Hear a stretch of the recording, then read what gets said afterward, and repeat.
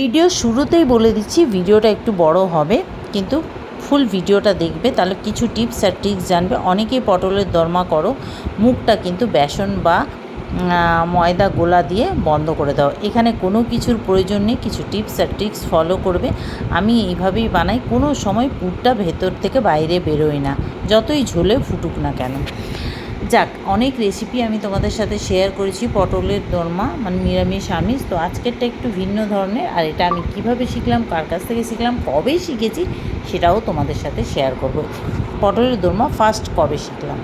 দেখতেও দেখো কত সুন্দর হয়েছে না, কালারটাও দেখেছো, ভেতরের পুর একটুও বেরোয়নি, আর কত নরম তুলতুলে হয়েছে দেখো দেখো একদম। আর পটলটাও খুব ভালো। আর যাক, ভিডিওটা ভালো লাগলে লাইক শেয়ার করো, পেজটাকে ফলো করো, আমার ইউটিউব চ্যানেলটাকে সাবস্ক্রাইব করো। পটলটা দেখতে পাচ্ছ কী সুন্দর সাদা ধবধবে কচি পটল। এই পটলটা না পাটনার পটল, আমার বর পাটনা থেকে নিয়ে এসছে। যাই হোক, পটলটাকে ভালো করে ছুলে নিলাম, চেঁচে ছুলে। আর এই যে বাটার লাগায় না ব্রেডে, তো সেই যে চামচটা থাকে ওইটা থেকে আমি ভেতরের অংশটাকে আস্তে আস্তে বের করলাম। মানে একদিকের মুখটা একটু বড় কাটতে হবে, একদিকের মুখটা একটু ছোট কাটতে হবে, ঠিক আছে। ভালো করে সব চেঁচে বের করে নিলাম। এবারে পটলগুলোকে ধুয়ে কড়াতে তেল দিয়ে, সর্ষের তেল দিয়ে ভালো করে তেলটা গরম করে এইবারে পুরো লাল লাল করে ভেজে তুলে রাখলাম। দেখতেই পাচ্ছ পটলটা কত পাতলা, স্কিনটা মোটা নয়।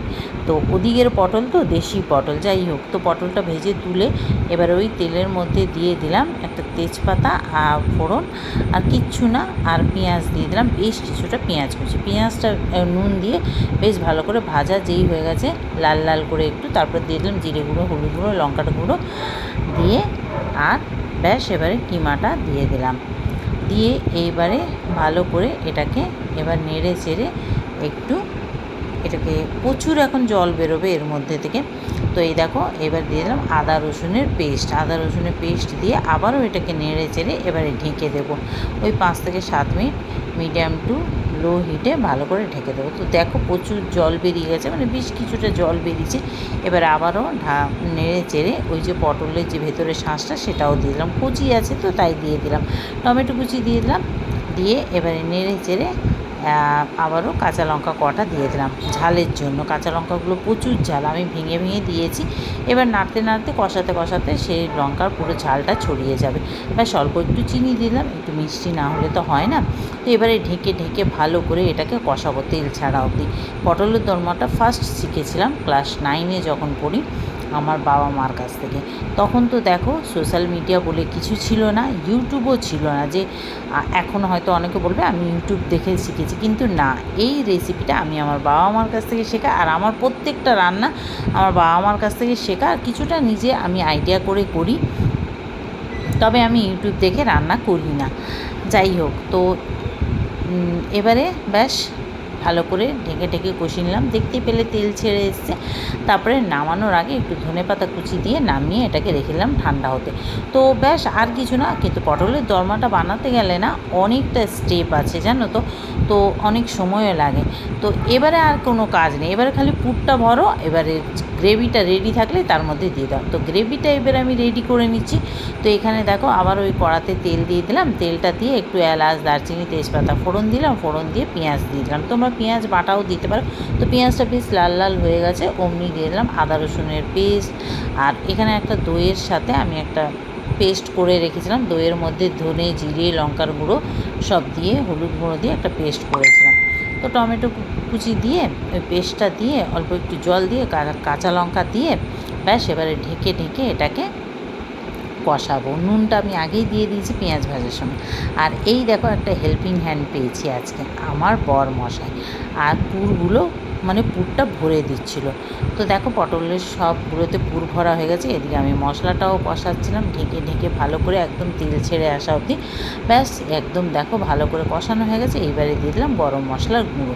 গরম মশলার গুঁড়ো দিয়ে এবারে জল দিয়ে দিলাম, একটু নুনও একটু মিষ্টিও দিয়েছি, এতেও একটু ঝোলেও একটু মিষ্টি দিতে হবে। তারপরে পটলগুলো বেশ ঝোলটা যেই ফুটে এসছে পটলগুলোকে দিলাম। তো দেখলে আমি কিন্তু কিচ্ছু না, বেসন না ময়দার গোলা ব্যবহার করেছি মুখটা বন্ধ করতে, কিচ্ছু না। আর সুন্দর এইভাবেই থাকবে। আর ভরাটাও কিন্তু একটু ঠেসে ঠেসে টাইট করেই ভরেছি। যাকে তো এবারে ব্যাস ঢেকে এটাকে 5 থেকে 7 মিনিট লো হিটে ফুটিয়ে নিলাম। তো হয়ে গেল আমাদের পটলের দোরমা। এবারে এটাকে এনজয় করো ভাত, রুটি, পরোটা, রাইস, বিরিয়ানি, যে কোনো জিনিস দিয়ে। সত্যি বলছি অপূর্ব হয়েছে, যেমন দেখতে তেমন খেতে, নরম তুলতুলে। আর দেখো এক মানে একটুও পুর ভেতর থেকে বাইরে বেরোয়নি, তোমরা দেখতেই পাচ্ছ।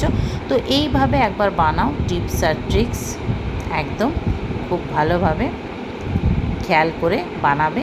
একবার হলেও এই রেসিপিটা ট্রাই করো, এই কিমার পটলের দোরমা।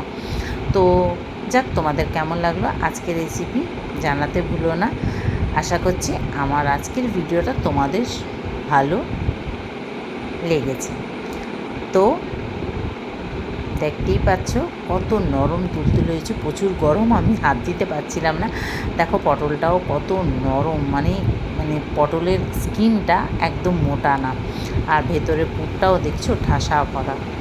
তো যাকে কালারটাও দেখো একবার। তো চলো টাটা বাই, সবাই ভালো থেকো, সুস্থ থেকো, একবার হলেও ট্রাই করো, কেমন লাগবে জানিও।